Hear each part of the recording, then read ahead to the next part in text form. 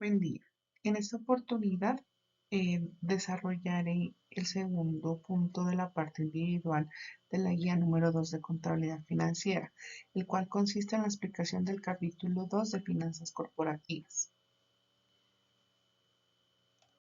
Iniciando, vamos a explicar la parte de historia de las finanzas, la cual se representa en los periodos más importantes de la historia de las finanzas.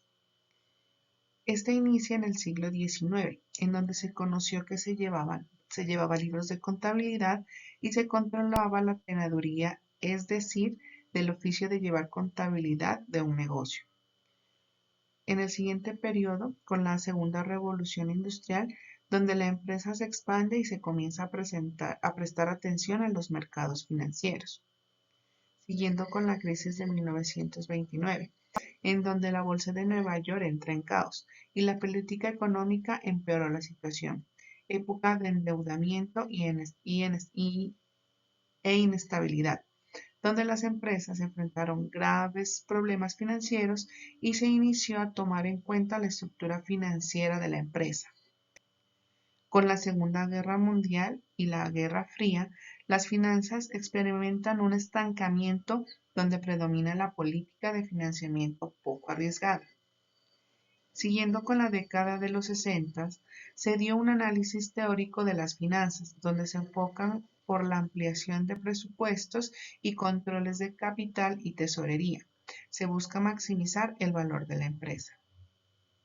Seguimos con la crisis energética de 1973, donde la rentabilidad, crecimiento y diversificación internacional son los objetivos de la gerencia, lo que permitió la expansión de la empresa. También se presentó en 1976 la teoría de agencia, que consiste en la divergencia entre los objetivos de los propietarios de la empresa y sus directivos. Permite maximizar la riqueza y los intereses de la empresa, ya que los directivos se enfocarían al cumplimiento de sus funciones que no entienden los accionistas. En la actualidad, el enfoque de las finanzas es incrementar la capacidad productiva, determinar el financiamiento adicional que se requiera y determinar la estructura de los activos de la empresa.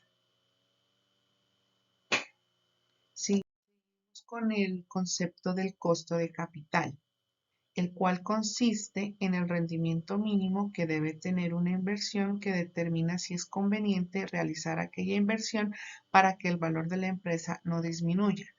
En este cabe realizar la pregunta, ¿vale la pena realizar la inversión? El siguiente concepto de estudio es la estructura de capital, que está conformada por el capital contable, el cual está comprendido por los aportes de los dueños como las erogaciones en dinero, especie o de industria, y por el endeudamiento con terceros. Es decir, que este está compuesto, como lo vemos aquí, por el capital contable y la deuda. El siguiente concepto de estudio es el trabajo de capital, el capital de trabajo. Este consiste en que siempre que los activos superen a los pasivos, se tendrá un capital de trabajo neto positivo.